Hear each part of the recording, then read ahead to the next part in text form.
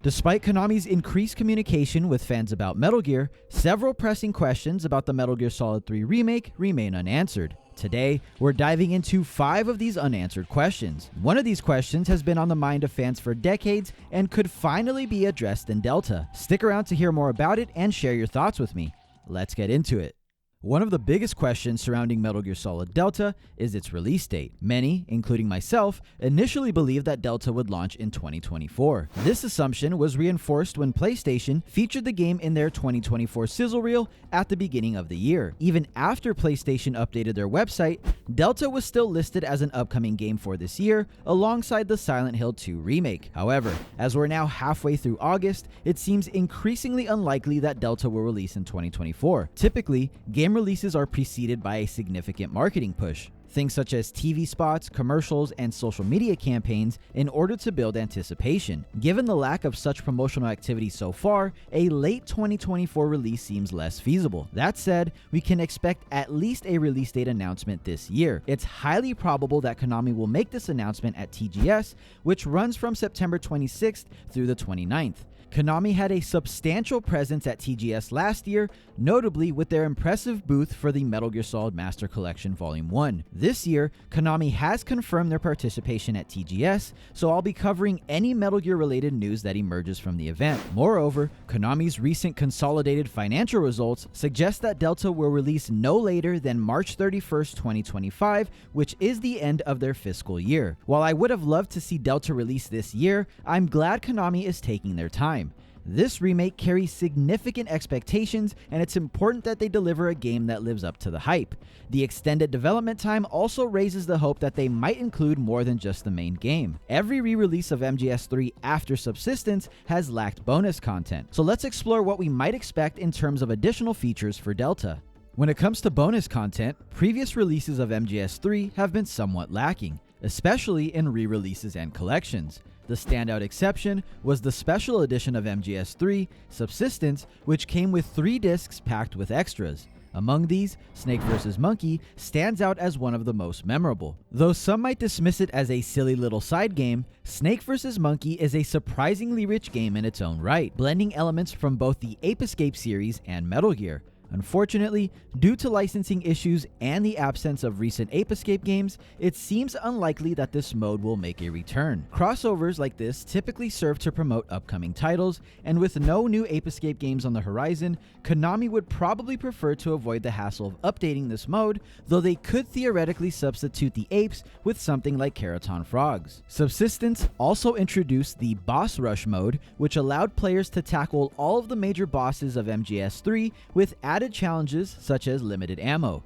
This mode was a fantastic way to hone boss strategies without the hassle of saving at each encounter. Its absence in subsequent versions of MGS3 is a bit puzzling, as it provided valuable replayability and extra content beyond the main game. Another feature from Subsistence was the Secret Theater, which offered humorous alternate takes on the game's cutscenes after completing the main story. These lighthearted clips were secretly created by the real-time demo unit team and first showcased at the Kojima Productions MGS3 launch celebration. Instead of this, the HD collection included a demo theater for rewatching all of the cutscenes. While this was a nice addition, there's no real reason Delta couldn't incorporate both modes. Adding the Secret Theater could enhance the experience by showcasing the game's graphical upgrades in a fun and engaging way. Finally, a significant piece of bonus content many fans are hoping for is Metal Gear Online, or MGO. The first iteration of MGO was included in Subsistence, so it would make sense for Delta to feature a new version of MGO. The last MGO, MGO3, was included with Metal Gear Solid 5: The Phantom Pain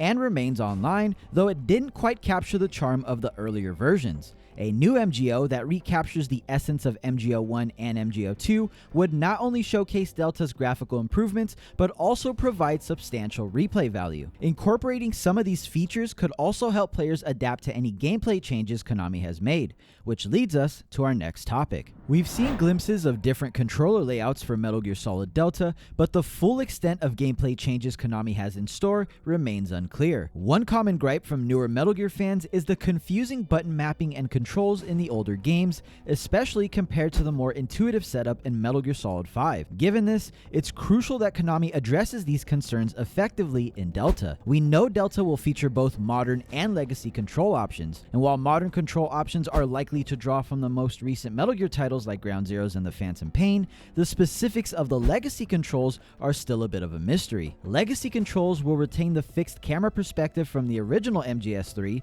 but how will the button layout be adjusted? For example, will you need to hold down L1 to aim and press square to shoot, or will the changes be more about camera positioning while keeping the newer button scheme? Another point of curiosity is how shooting from a third-person perspective will be handled. In MGS3, shooting mechanics involve auto-locking onto enemies, allowing for advanced tactics like tactical reload firing and automatic headshots. With Delta focusing on modernizing controls, it's possible that features like auto-aim might be completely replaced with a free aim system, similar to what we saw in Metal Gear Solid 3DS. Personally, I miss tactical reloading from the game starting with MGS4 onward, but I understand that shifting to a more realistic approach can affect gameplay balance. The latest Delta trailer has hinted at some notable changes, especially with heavy weapons like the RPG and Mosin Nagant. In the original game, equipping these weapons would lock you in place, but Delta seems to allow movement while firing. This change could significantly impact gameplay,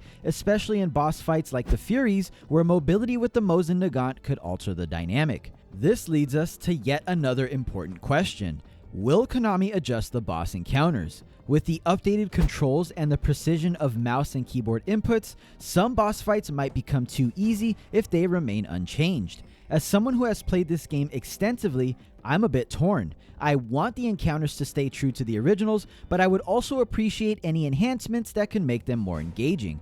What are your thoughts? Would you prefer the boss fights to stay the same, or are you open to some changes? Hopefully, we'll get a chance to try a demo or see new gameplay footage in an upcoming Metal Gear Production Hotline video. This will give us a better sense of how the game plays. And speaking of gameplay, another critical aspect is how well the game performs technically, which leads us to our next topic. When it comes to performance, details about Metal Gear Solid Delta's resolution and frame rate remain under wraps. Given that the game is built on Unreal Engine 5, which is designed to push the limits of modern hardware, we can reasonably expect that Delta will aim for cutting-edge visuals. Most contemporary games offer various modes that balance quality and performance, either lowering graphical fidelity for higher frame rates or enhancing details at the expense of smoothness. Konami has made some promising strides with the granularity of options available in Delta, such as the different visual filters. However, to truly live up to the high expectations surrounding this remake, the game needs to excel not only in its visual fidelity, but also in its performance. With the remake promising a one-for-one recreation of the original story, dialogue, and cutscenes, the performance aspect is crucial for delivering a seamless and immersive experience. It's worth noting that one of the major criticisms of the MGS Master Collection Volume 1 was its handling of resolutions and frame rates. To avoid a repeat of all of those issues, Konami must be transparent about Delta's performance targets. A detailed update on this could be a key topic for a future production hotline video. Additionally, releasing a demo, perhaps covering the early part of the Virtuous mission up until you meet up with Sokolov, could greatly alleviate concerns and provide valuable insights into what players can expect. The responsibility is now on Konami to set clear expectations and ensure that Delta meets the high standards fans are hoping for. One of the most intriguing mysteries in the entirety of the Metal Gear series is the true identity of Eva's voice actress from Metal Gear Solid 3 Snake Eater. Officially, the role is credited to Suzette Mignette, a pseudonym that has sparked much speculation among fans. This practice of using pseudonyms was common in the industry, especially during the early days of video games when actors wanted to avoid potential backlash if a game flopped, or because of the fact that video games were not as highly regarded as an art form as they are today. Over the years, various theories have emerged about the real identity behind Eva's voice. One prominent theory is that the voice belongs to Debbie Mae West, known for her role as Meryl Silverberg. Despite this theory's popularity, both Debbie Mae West and Chris Zimmerman, the Metal Gear series' English voice director, have consistently denied her involvement in interviews and podcasts. Another intriguing theory suggests that Jodie Benson, the renowned voice actress behind Disney's Ariel from The Little Mermaid, might be the voice of Eva. The similarities between Eva's voice and Ariel's are noticeable at times, and it would be understandable if a high-profile actress like Benson chose to use a pseudonym to maintain her Disney image, given that Metal Gear Solid 3 is a mature-rated game with a very different character profile. With Metal Gear Solid Delta set to reuse the original voice lines, this mystery will once again come to the forefront. During MGSCon 2023, David Hayter, the voice of Snake, expressed his belief that Delta might finally reveal Eva's true voice actress. Whether this long-standing mystery will be solved with the release of Delta remains to be seen, but it certainly adds an extra layer of intrigue to the game's debut. Let me know if you have any burning questions about Metal Gear Solid Delta Snake Eater that haven't been revealed to us yet and that I didn't mention in this video. If you want to be caught up with everything we do know about Metal Gear Solid Delta so far, check out this video I made where I compiled all of the news we've gotten over this past year. Thank you so much for watching, and I will see you all in the next one.